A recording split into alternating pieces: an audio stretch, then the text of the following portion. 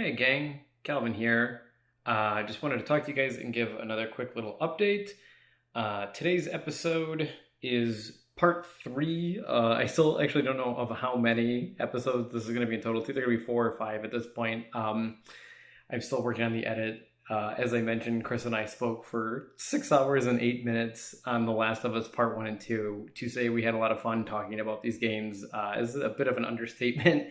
So still working on trimming that down. We're going to figure it out. But either way, thank you for making it this far. I know it means a lot to me, and I know it means a lot to Chris. So thanks for being here. Thanks for chiming in. We do appreciate it.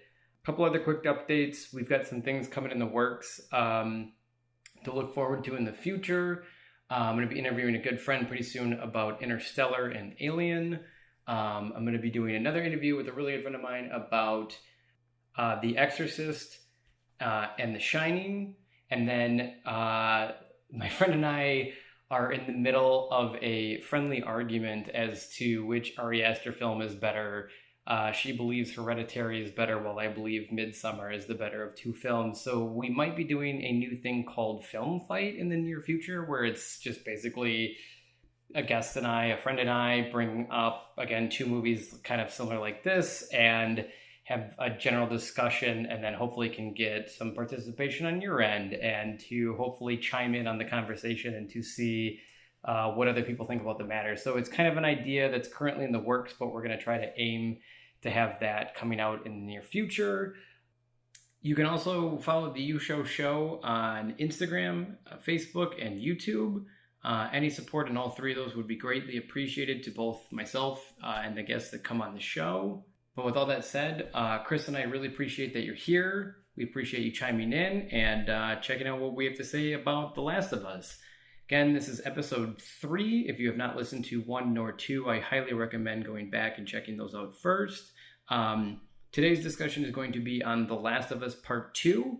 The ending is a bit abrupt, but that's just where that kind of form of conversation ends, and we will pick it up next week with episode 18, The Last of Us Part 2 continued. The naming on this, I know, is crazy, but anyway, thank you again, and we will see you all next week. Bye.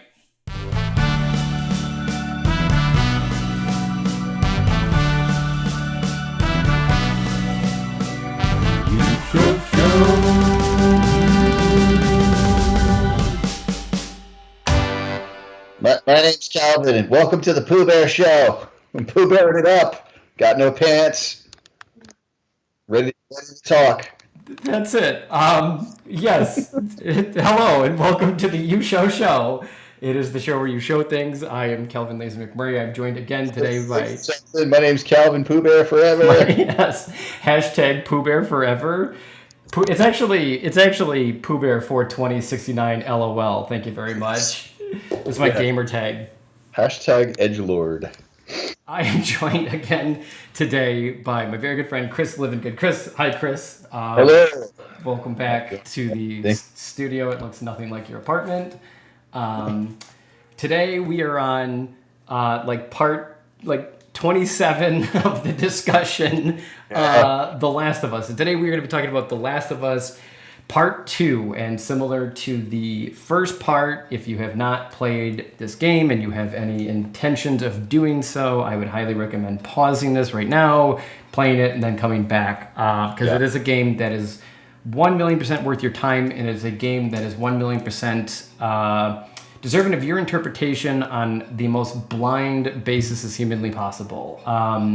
Which I was lucky enough to say that I got to go into it blind, but we'll get into that in a minute. So I'm going to start off on something else completely different. I'm a person that, if you speak your goals out loud, they come into existence a little bit better. So I'm trying to ask more generalized questions.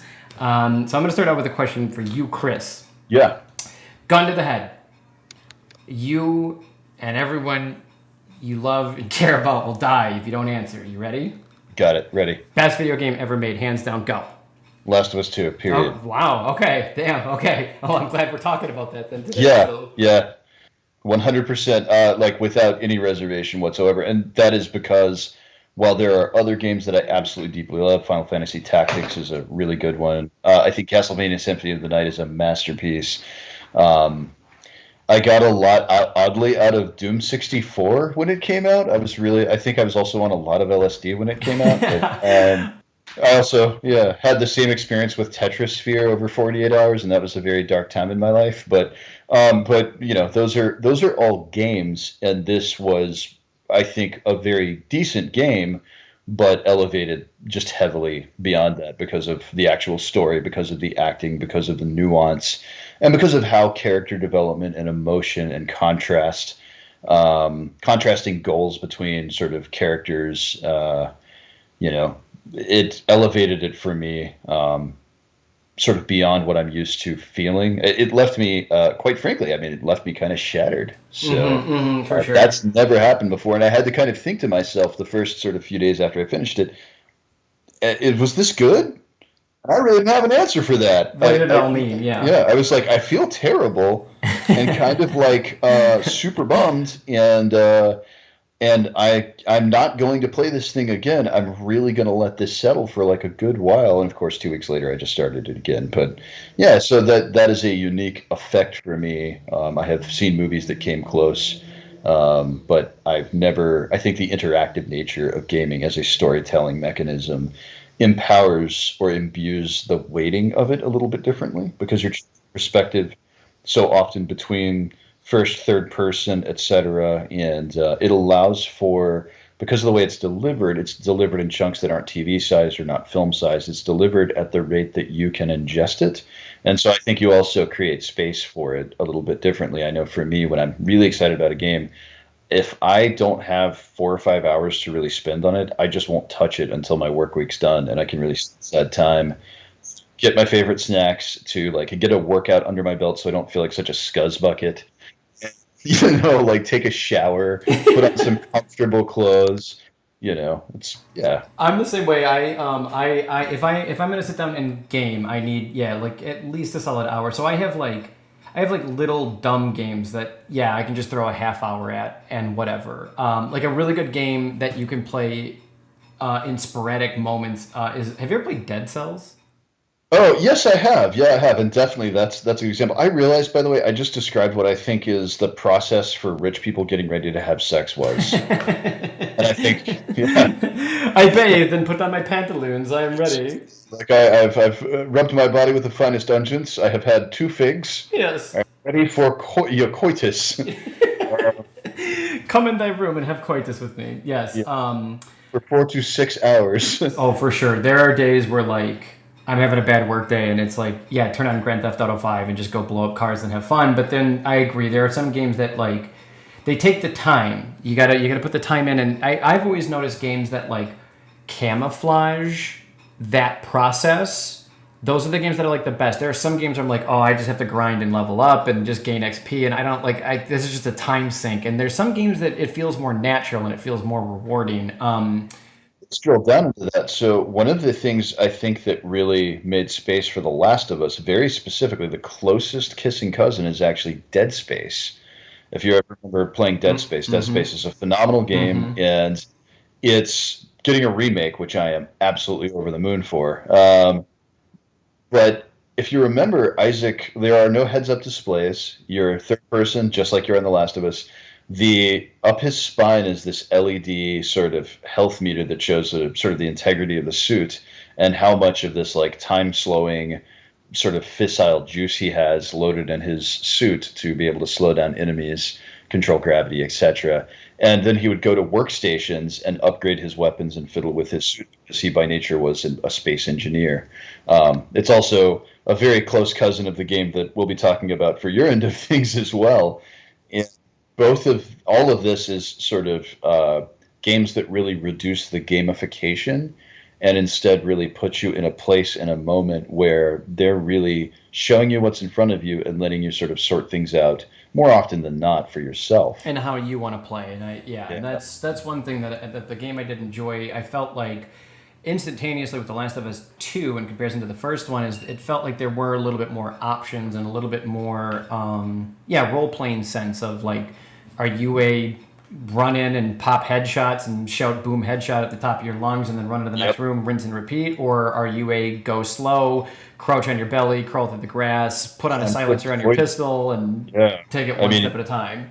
I'm going through and playing it again on the PS5 currently, and I've been taking this like conflict avoidant path, which means I play through every section and just end up killing everything anyways, and then chad myself and restart that level and go back and try to do it conflict avoidant. And it is possible to, for the most part, avoid like 90% of the conflict in Yeah, the game. yeah, and there are a lot of games that are starting to do this. I would say a game that popularized that was actually Metal Gear Solid 2. One of my favorite games of all Yeah, time was absolutely. the 100%. You can use a tranquilizer gun instead of a bullet Yes. gun in that game, and you actually get rewards based off of not killing people in the game. And it's funny because it's a war game because you're shooting bullets and guns and grenades, but it's an anti-war game, which is kind of a funny title, but it's true. And I was thinking about that while playing The Last of Us 2 is like I kept thinking about that. Like, you could play this game and not kill one person, but it would be fucking hard, but it is possible. And that probably would be a fun challenge to try to go through and try to do that. So, Absolutely. Well, I think that taps into the bigger thing, which is can games be used as a salient framework for telling the scale of human morality based on the perspective of characters? And I think the answer is we are definitely there. And certainly The Last of Us 2 is not the only game to attempt to do that. Uh, but that's been a thing. You have to use, sort of moral fables have been around since forever. And those moral fables can be very simple, scorpion crossing a frog's back or whatever the hell the, old fable is. Like, they all teach you some sort of lesson, but when you're starting to try to extrapolate sort of what is the virtue of having a human civilization and at what scale does that matter, and how does that, when you change the scale, how do the relationships between all people or just a handful of people alter? And how do you sort of, what do you put sort of weight importance on? Is it loyalty? Is it order? Is it revenge? Is it justice, etc.? And one of the things that's great about a post-apocalyptic setting of any kind is that you can, without reducing the scale of the world to anything smaller than the world with which the game sort of takes place, you don't have to create boundaries because you don't have that many people left alive. And so it gives you an opportunity to tell a very finite tale on a very, very big backdrop. yeah, and that was one thing I felt a lot more in this game than I did the first game. I correct me if I'm wrong, but I feel like in the second game, okay, so you enter an area, a courtyard of a whatever of a school, whatever, and yeah, okay. There's in between you and your destination. There's six bad guys, right? Six people, Yeah. and you shoot one of them in the head, and they hear the gunshot, and then you hear the five other characters in the game. They'll like, oh my god, Bob Yeah. died. So this is a thing. The game manufacturers named every NPC, named the dogs. So if you go and you kill one of their hunting dogs, uh, they will go and say the dog's name and mourn the dog for a moment before they get pissed and come to hunt you down with a hatchet or something. Uh, yeah, really turns up the volume on the sort of interactive nature, and I think that's really the point of it. Is this game sought to increase the tactile nerve-ending level of emotional response, and they really were willing to do anything it took without regard to good taste or bad taste to make you feel what you were doing, which is basically murdering a lot of people. A lot of people that, by all technicality and definition, did nothing to your character. They're Right. just doing their job, and not only just the people that like you have to kill playing the game, but obviously in the cinematic moments we call them cutscenes, same thing. There is a pile of bodies at the end of this game, and I think that's a theme they were definitely pushing was like all of those bodies, they had a name and they had a story just like the character that you're playing in, and I feel like this game did that masterfully. You Yeah. can you can look at games, and we spoke about this like a little bit because I remember I texted you and I said I beat the second one, and you just called me and we just talked for like 10-20 minutes, whatever it was, and we were talking about one thing that I really liked about this game was like, a lot of games put you in the like military man, macho, bravada character, and there's nothing wrong with that. I'm thinking of like Halo and Doom. And, when you're playing Halo and you're mowing down hundreds of thousands of enemies, like I never stopped and thought once about any of those enemies. They Absolutely. were just there to be cannon fodder.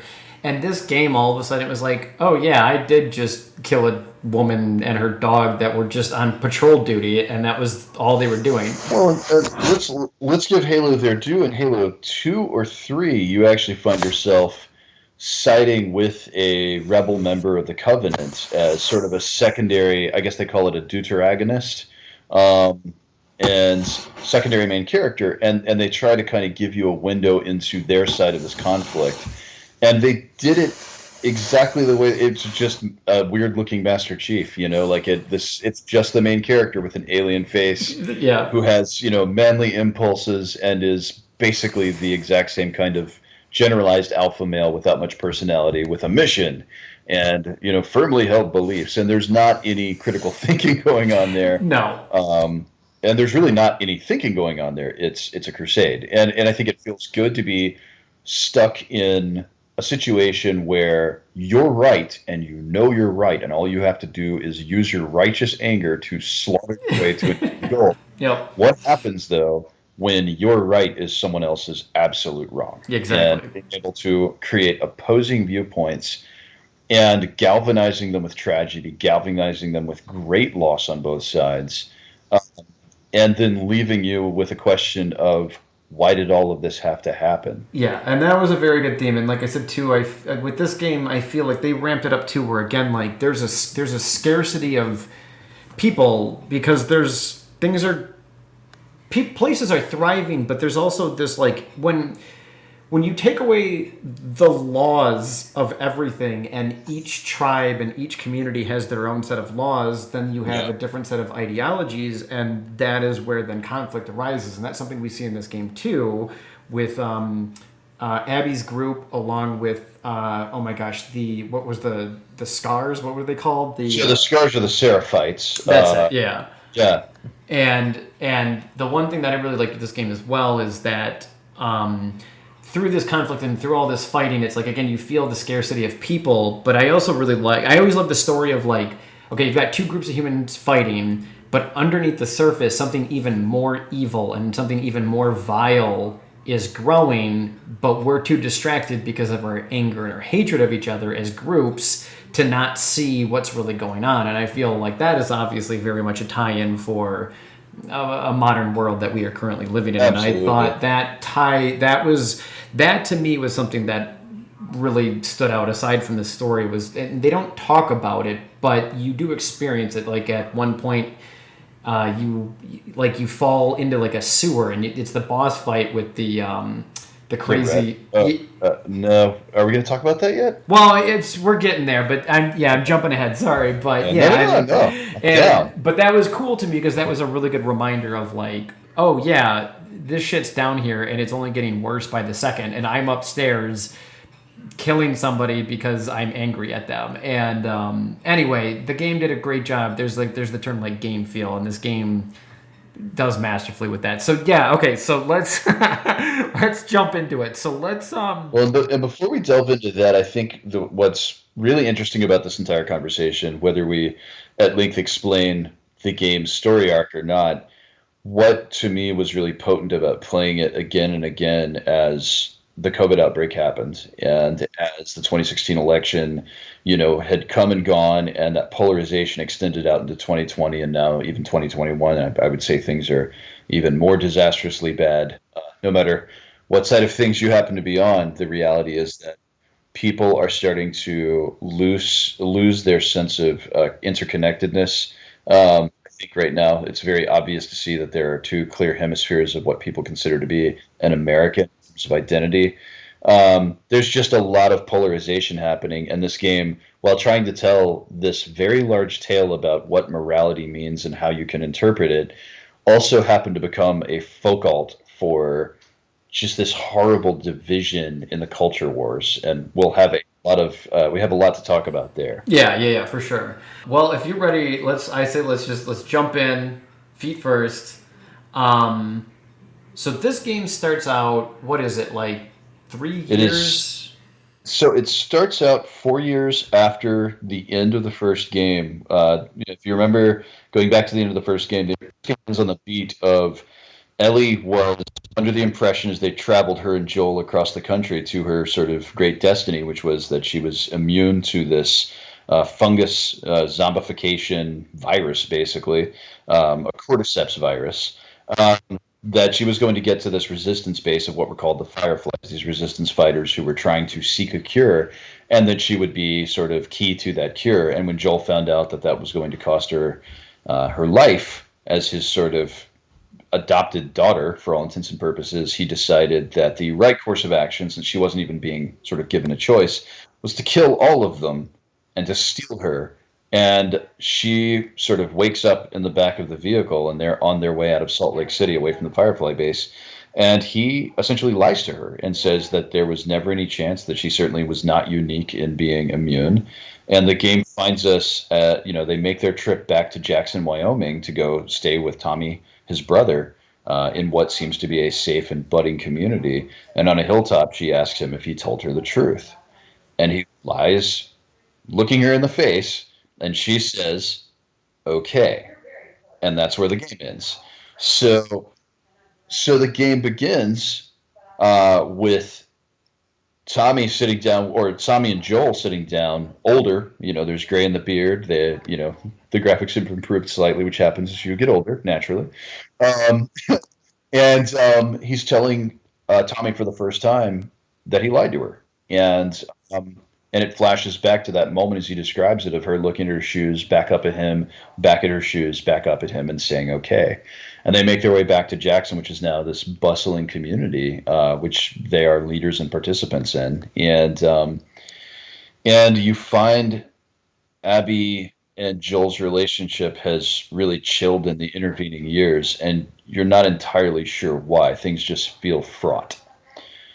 And, I think any astute viewer would immediately pull that she's been walking around with questions for quite some time now, and that makes things very uncomfortable because Joel is so fond of her that she lives in his backyard in like a garage, and and regularly butts into her business now that she's a young budding adult and she's going out on like support missions and combing for the walking fungal infected and making sure the community's safe. She's a contributing member, and he's still basically constantly in her business, and she seems to resent this. Yeah, it's the game starts out. So you can definitely feel there's a wedge between Ellie and Joel.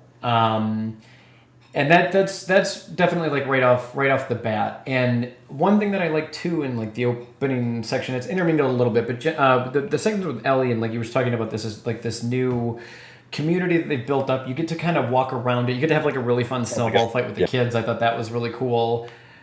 So you get to have this snowball fight, and I thought, because all video games always have the like tutorial section, it drives me nuts because some tutorials, I'm not like I'm sure you would agree. Like some tutorials in games now were like 45 minutes to an hour long, and it's like, dude, just get like I know you can crouch in a third person shooter. I know you can hold left trigger to aim, and so I love that tutorial. It was just like, here's our new Yep. buttons. Okay, let's go.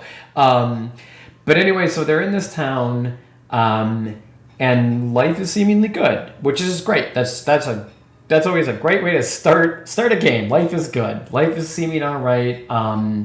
There's a wedge between Joel and Ellie, but Ellie seems to be doing all right though in her personal life. And the one thing that I like too is, Dina and Ellie. We'll get into Dina in a second. They go out on like a security patrol. Yeah, there's sort of this like cadre of friends she's made. She's actually part of a community of people roughly her age at this point. Yes, and but what I like is that everything seems like pretty calm. It seems pretty normal, and it's easy for people to slide back into normalcy. It's like, to me, it always kind of, it reminded me of like thinking about like modern trauma that happens in the world, and how we as not, and this is just people, we as people have a tendency to kind of forget kind of quickly once it's not immediately in our lives. Like I think about if you remember, I think it was like around 2011, there was that really big either earthquake or hurricane that hit Japan, and this like nuclear reactor got super fucked up, and it was, yeah, it was really bad for Japan. And like all these people were like selling T-shirts and like support, click here to support $5 to this foundation to help out Japan. And like 3 months later, it was just gone.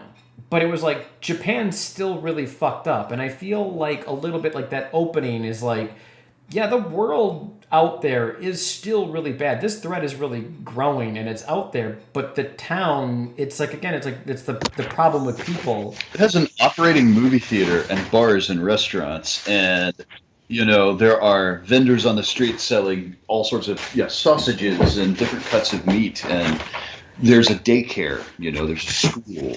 It's society, effectively. And it's trying to bring back the normalization, but again, the normalization of life while saying there is this giant looming threat out there is kind of interesting to me. I don't know about you, but I thought that was really interesting, because it was kind of like, I just wanted to like shout at the top of my lungs, like, stop having fun. Don't you know there are zombies out there? Yeah, exactly. You know what I mean?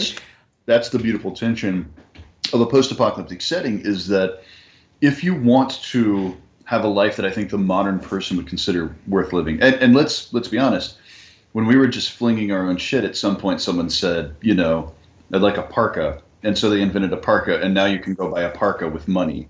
And so like we know that humans, when they civilize, they tend to trend towards creating the communities we recognize. And that's a reason. There's comfort, there's consistency, there's safety, there's procreation. And so when you stick that in a post-apocalyptic setting, there's this exchange that happens that you have to live with some pretty terrible stuff. And I absolutely love the drops, sort of the backdrop of Jackson, because Jackson is really so far along. It's a full community with electricity and pretty much all the comforts of home, except for all the consoles stopped coming out and video games and movies stopped coming out in 2013 when the world ended, which I think is a really cool thing to look around and witness. There are only PlayStation 3s in the world.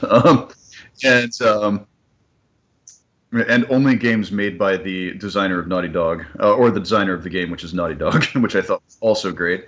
But you have the abstraction is much more sort of close, like just outside their walls are roaming bands of ostensibly dead people, and they have to go out and clean them from the face of the world in order to continue to have this existence.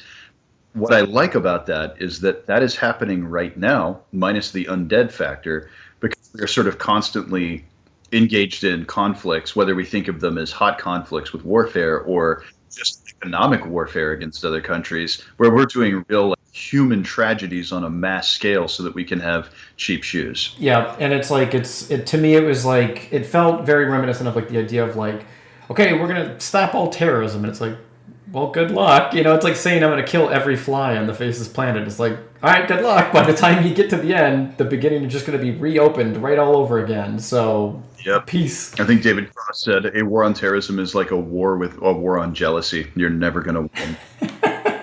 That's funny. I like that.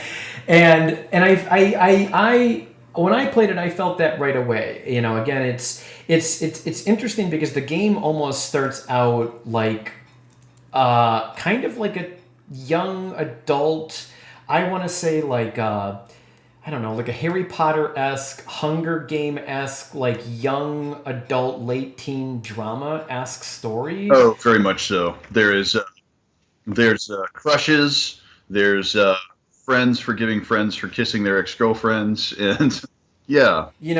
So Ellie and her friend Dina, you hear about that they were at a dance last night and they kissed, and of course, some people didn't appreciate two ladies kissing each other, and that's like, that was a hoedown. Yeah, thank you.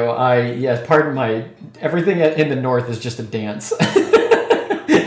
If your legs are moving, you're just dancing. It doesn't matter the type. But that's the drama of the opening game. Is like, oh my gosh, I can't remember the character's name. Old man Henry Winkler is mad that Ellie and Dina kissed because this is a family There's a organization. vaguely homophobic response to that. I cannot remember that guy's name, but he's the local. I think he runs the local cafe or something, and he decides that he's gonna jump in their shit and castigate them for being mouthy dykes. Come on. Don't you start with me. Okay, I have a very serious question for you. How bad do I smell? Like a hot pile of garbage? Oh, okay. Oh, How about that? gross. You love it.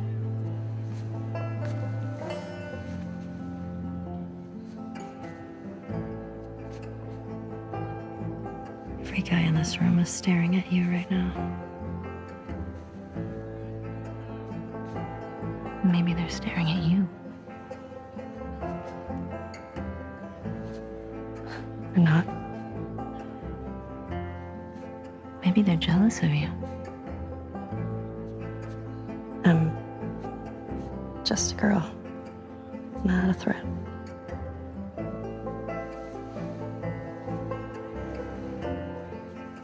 Oh, Ellie. I think they should be terrified of you.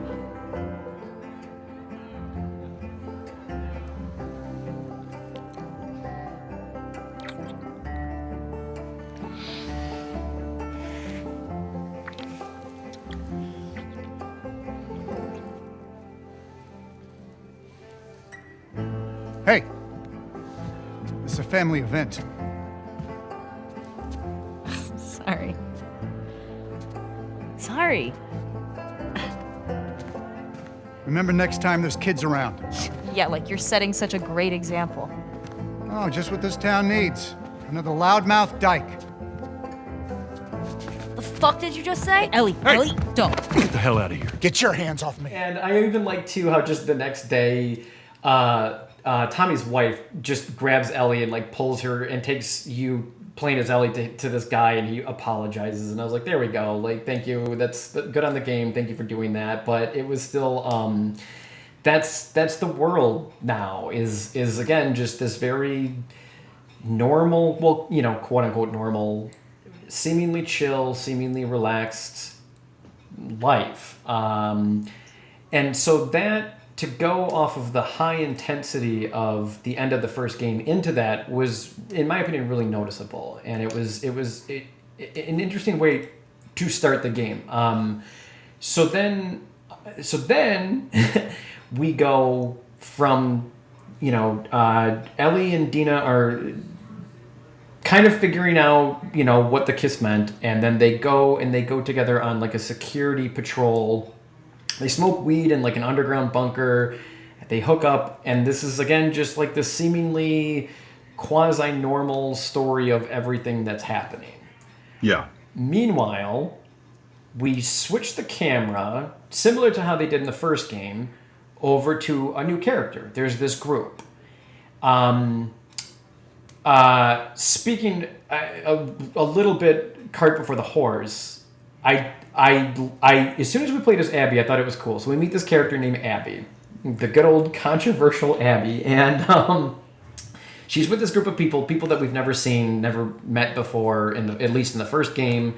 I don't know if there was any mention of this group outside of the game. I'm sure you would. Not at all. Okay, so this is a brand new set of people, and we're playing as this young woman named Abby, and they're kind of checking out Jacksonville. You can kind of tell they're kind of in the area. Something's kind of going on, and I don't have honestly many criticisms of the game, but this is actually, if I can be honest, the only one criticism I have of the game. I understand why they shifted the perspective into Abby was to get you used to playing as her.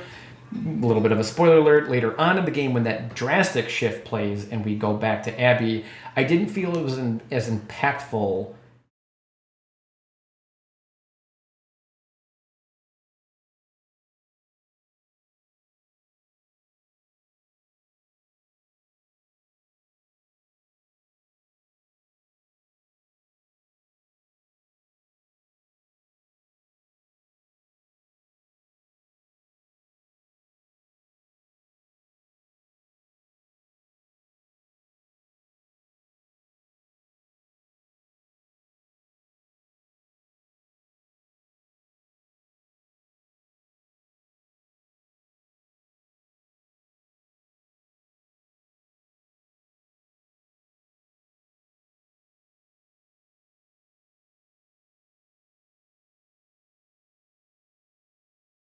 Yeah, and we figure it out. Again, for a term of a storytelling purpose, I understand it. And when you are a storyteller, especially on this level, like you have to abide by the rules. And the rules were we have to establish Abby so that we can push forward into this. And right away, again, something is kind of off. This group seems not threatening, but definitely, I would say, suspicious. They're keyed up. Yeah, that's a great word for it. Yeah, and so I can't remember the guy's name. Her kind of quasi. Owen. And Owen, ironically enough, I just learned today, was played by Patrick Fugit from Almost Famous. Oh, okay. All right. Huh.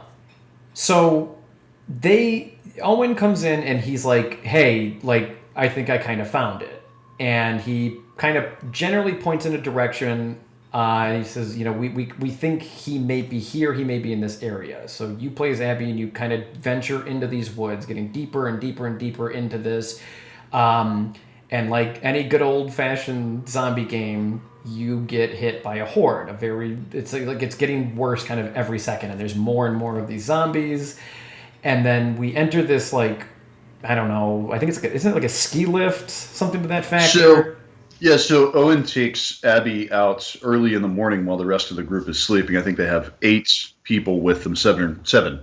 And lets her know that he's found something she might want to take a look at. And this sort of creates a space where they can have a bit of a, prosaic conversation about other things on the way there. And you can tell they're childhood friends. They used to be involved at one point.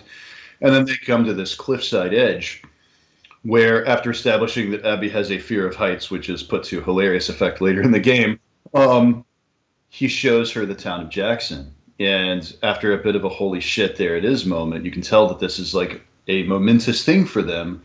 And she sizes up how big the town is and starts thinking, well, how many people really live here? How armed are they? How are we going to accomplish this goal? And Owen is trying to play the voice of reason.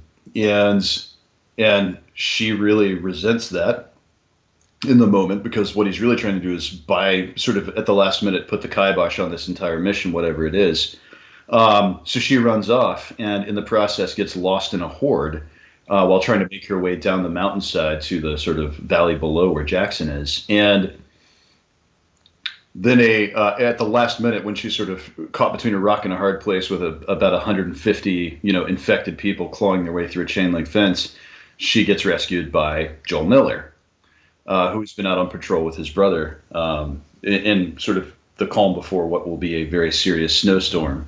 And they make their way while being chased through sort of all of this territory, surviving, a step at a time, blowing away infected, and really just getting away barely scot-free. And they eventually get their horses, and Abby, after Joel and Tommy introduce, themselves to her, you see a moment of shock on her face, and that sort of foretells what's about to come. She lets them know where the rest of her group is staying, and they hightail it back to this lodge. The one thing a lot of people talked about is the coincidence of Abby meeting Joel in that moment. And I guess that kind of frustrated people, and I can kind of understand that. To me, it was just like it could happen. There aren't any other structures on that mountainside that have electricity and are populated, and that's where Tommy and Joel were camped out at, was sort of a ski lodge as opposed to like a bar, basically. Yeah.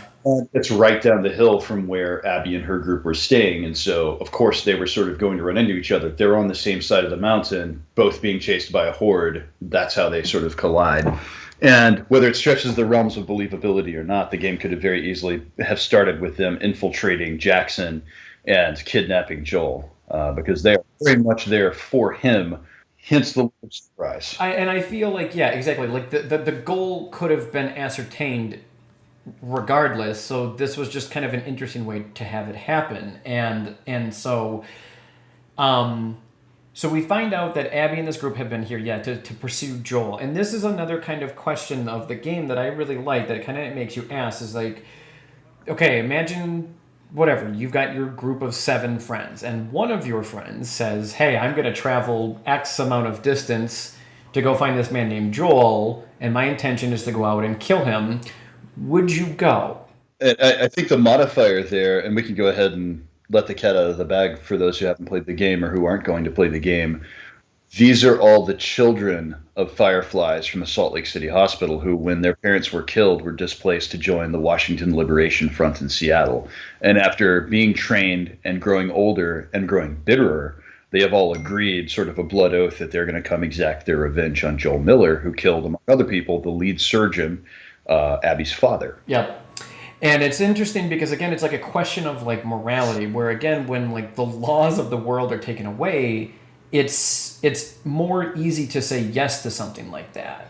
You know, I'll be 1,000,000% honest, if right now, if somebody murdered your wife and you came up to me and said, Calvin, I need to put together a band of people to go seek revenge, I would be like, I don't know if I'm comfortable with this. You know what I mean? Like, I don't think murder's in my wheelhouse. Like, I don't think I have it in me. And well, I think that's the sort of stark contrast of another sort of layer of the post-apocalyptic sort of franchise of media that's out there, is that people are they're weighting life and death very differently. And it becomes weighted only as close as your empathy can bind the weight of it.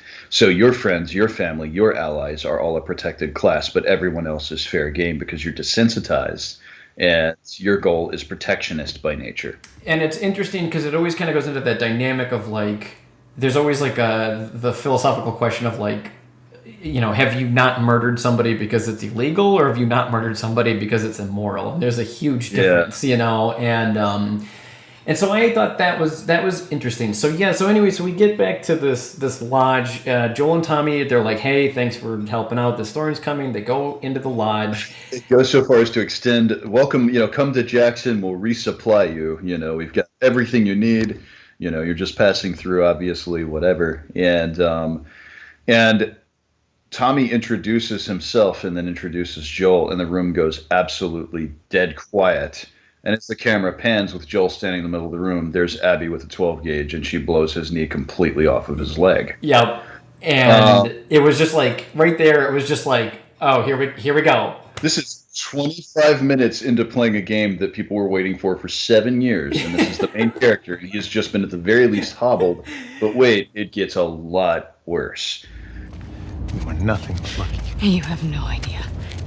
Y'all get electricity in here. Where the fuck have you been? There are solar panels on the roof. Who are these people? How long y'all been here? Since yesterday. Yesterday? Yep. What are y'all doing out this way? I'm just passing through. You two live nearby? We do. A few hours down the hill. Y'all should come back with us, restock before you head out. Appreciate it. I'm Mel, by the way. Tommy, this is my brother. Joe.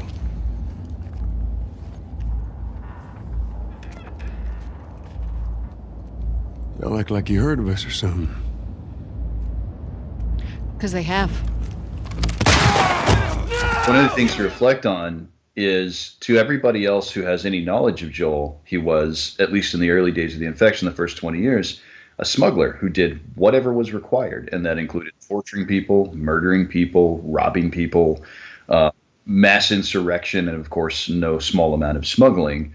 And he probably has no end of enemies and has probably had this coming for a long time. But our empathy for Joel as the main beloved character of this franchise is extraordinarily high because despite all of his vile history, he has shown himself to be loyal, loving, intensely compassionate, and actually very idealistic if extremely damaged. And you're about to watch him get beat to death with a fucking golf club. Yeah, brutally. And I think you were telling me too that they even like cut it down a little bit. They actually softened it.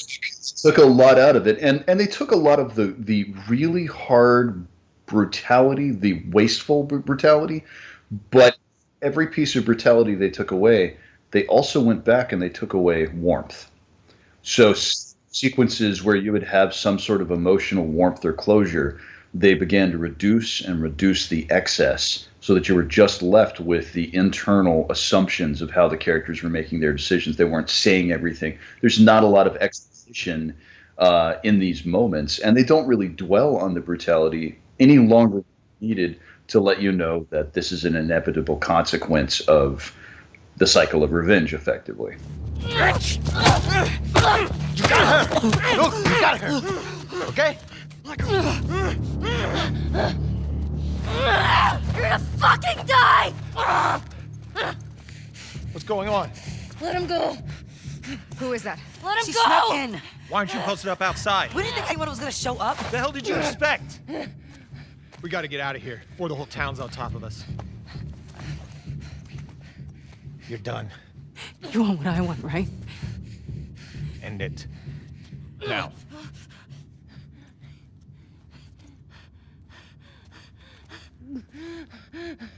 Joel, get up. Joel, fucking get up. Please stop. Please don't shoot. Joel, please get up. No!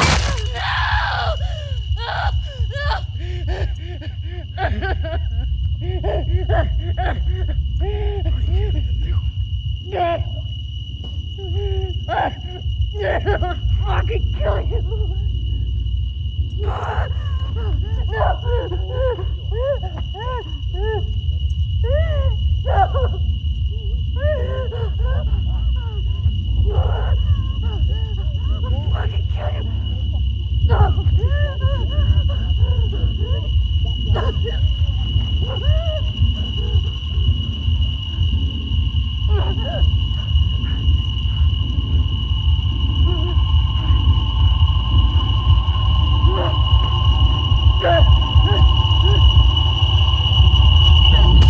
Exactly. And again, and it goes in like what we were just saying again, where like when you are in a post-apocalyptic world, again, murder is just as natural as driving a car. I mean, you know, it's the same thing, and that's always an interesting dynamic. Again, and like the humanity of it all is like, you know, are we beings capable of accepting this? And the answer is, I think, yes. I think that is what the answer is that they're going for. Is child soldiers over the last 50 years, you know, can attest to powerful normalization really is as a psychological tool, and you break a person down to simple elemental prospects of fight or flight. And when we see Joel after they tourniquet his leg, and one of the things that really bears mentioning here is that it is very obvious that some of the members are 100% down with this, and some of them are along for the ride because they are loyal, because they ultimately believe in their hearts that it's the right thing to do, but they are very squeamish and they are very reluctant to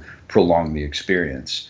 So they tourniquet Joel's absolutely destroyed, grotesque leg, and he basically tells them to save the speeches and get on with it. Why don't you say whatever speech you got rehearsed and get this over with?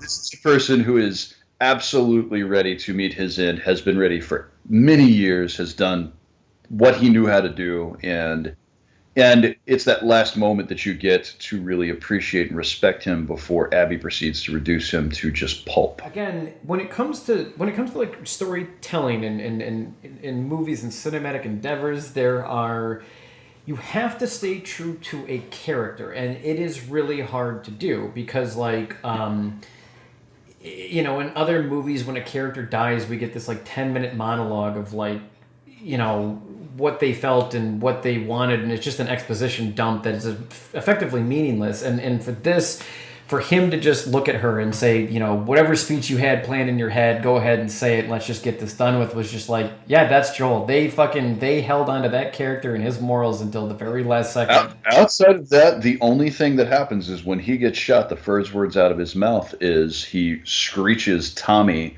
and reaches out for his brother, because his entire concern is for his brother, not himself. He's just had his kneecap removed forcibly with 12-gauge buckshot, and he's worried about his brother. And so you, after having played this and thought about it extensively, because this murder really sticks with you, at least it stuck with me, the indelible impression I'm left with is that everybody in that room is doing exactly what comes to mind, what comes naturally, whether it is being squeamish, whether it is really savoring this revenge, whether it is being concerned for your family or dying with some measure of dignity.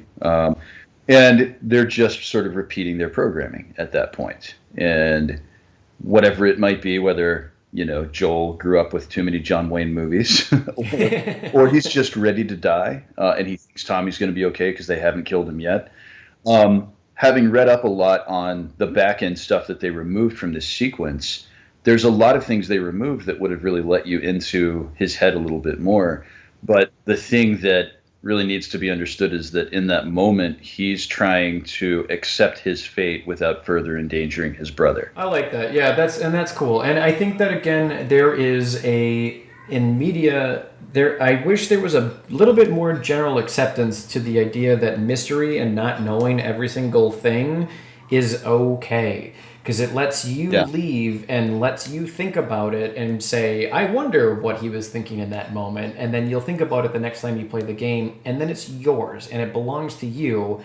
And that's a million times cooler than two assholes sitting on a microphone telling you what to think. So, For sure. And I think one of the impressive things in this whole sequence is that it's given what you know about Joel without having to read director's commentary or infer your own things from body language. What you can tell right up front is Joel has fucked over so many people in his life that when they go to ask him to guess who they are, he genuinely doesn't give a shit because it doesn't matter. It doesn't matter. Yep. Yeah. Probably deserves this, and it's just what's happening in that moment. He's not cool about it. It ain't great, but he's not going to spend a lot of time crying over spilled milk, basically. No. And this was, to me, a really interesting thing, too. I love in movies and TV shows and everything else when they kill a main character, I love it. I'm like, thank you. It needs to serve a purpose for the story, obviously, but it's like there's no hesitancy. It's like, it's this person's time to go. You and I play a lot of D&D, and when a playable character dies, it sucks and it's awkward and it's a little bit sad. And I've killed players as a DM, and it's kind of sucks, and you don't want to do it, but you get to get a new story out of it, and therefore it's worth it. And so to see that in this game, I was cheering, not because I wanted to see him die, but because, again, I was like, thank you. Like, yeah, you just killed off your mascot. Like, I could not imagine, I would be stunned if I turned on a Legend of Zelda game and within the first 25 minutes Link dies. I would be... Oh, I mean, it's relatively unthinkable, and I definitely, this is one of the few things that I think The Walking Dead did well into its mid-season runs, was being able to execute main characters when it made sense to, because the reality is you cannot exist within such a sort of brutal, high-stakes scenario and keep taking the piss with plot armor. You have to eventually do something about it. And if you're going to do it, you might as well do it in a way that really galvanizes and impacts emotionally all of the connected characters interwoven into the story. What I don't like seeing, we brought up, I believe it's Aerith in Final Fantasy VII, and I think in the first podcast, I never had any resonance with that. And the reason I never had any resonance with that is that it sort of affected the other characters, but there was no change to who they were. It did not torture them. They were not walking with grief. They were not made sick or skinny by it. And the technology, frankly, wasn't there to comport that. And so it became a largely symbolic death. And certainly you wanted to cut every variant of Sephiroth the end game, could throw to multiple pieces. But that was more just because it feels good to be a badass with a 500-pound sword you're somehow lifting. Yeah, with one hand. Yes. 4 polygons. But when you look at the impact of Walking Dead deaths, you're talking about characters who stop eating, who stop cleaning themselves, who hold cloth their loved one wore against their face and inhale because they just want some little piece. That is grief. Grief is extremely hard and acidic. And, well, for me, what that speaks to in watching the way The Last of Us 2 deals with the loss of Joel, especially in the context of the great conflict between him and Ellie, what you're really grieving is the loss for them to have ever had the ending they deserved. And that sort of, for me, is what supercharged an already authentic telling of grief, was that his death comes at what is fundamentally the most heartbreaking moment, which you don't even really fully understand until the very end of the game during a flashback sequence. that their conflict had almost reached a point of resolution where they could just have the live happily ever after until, well, they get eaten by zombies or get an infect. They were like, yeah, 95% almost there, and it was the corner. It was also promising. It was that phase of an argument where it's like you both finally calm down, and it's like, okay, all we have left now is time. Whether it's 1 minute or like 6 months or a year, whatever, it's gonna pass. That's where they were at. But you come into the kitchen at 2 a.m. and they're sleep eating fig Newtons as well, and you just exhale all of your anger and you just say, we're gonna be okay, and you eat fig Newtons together. Like they were right there. One of them, sleepy and rotund with fig Newtons, hand with fig Newton, and then kneecaps, turn into red mist and faces get beaten in with golf clubs. And I could imagine, I know there was a lot of people upset about him dying, but I think that it served a purpose, and I think that it goes into the theme of like, okay, you wanted to play with Joel and Ellie in this game and go on more adventures, and it's like, so did Ellie. So stupid. I have no idea what that girl's intentions are, but I do know that she would be lucky to have you.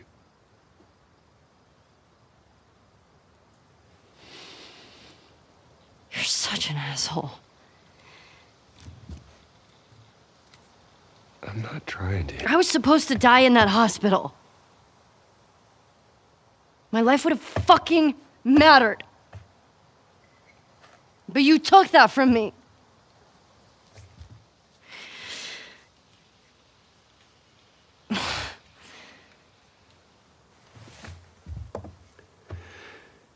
If somehow the Lord gave me a second chance at that moment, I would do it all over again.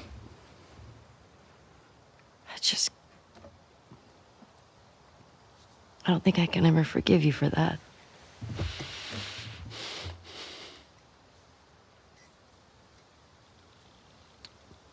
But I would like to try.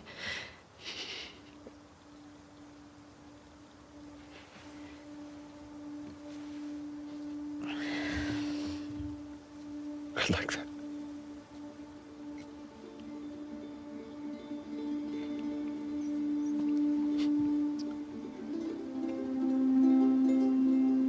Okay.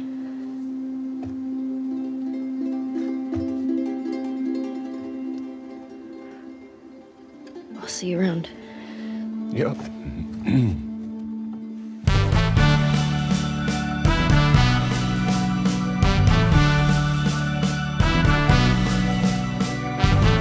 You